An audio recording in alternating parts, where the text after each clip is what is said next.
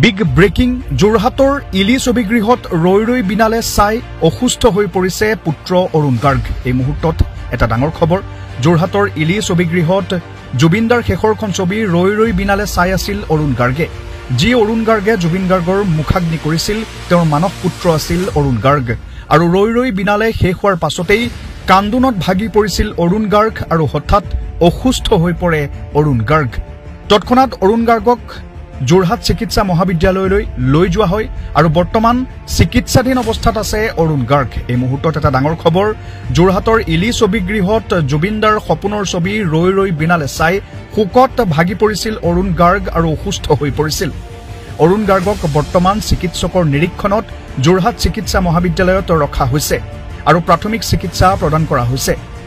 ছবিখন চাই কান্দোনত ভাগি পৰিছিল মানস পুত্ৰ অৰুণ গাৰ্গ আৰু অৰুণ গাৰ্গক তাৎক্ষণিকভাৱে যোৰহাট চিকিৎসা মহাবিদ্যালয়লৈ লৈ যোৱা হৈছিল আৰু যোৰহাট চিকিৎসা মহাবিদ্যালয়ত চিকিৎসা প্ৰদান কৰা হৈছে অৰুণ গাৰ্গক। এই মুহূৰ্তত এটা ডাঙৰ খবৰ।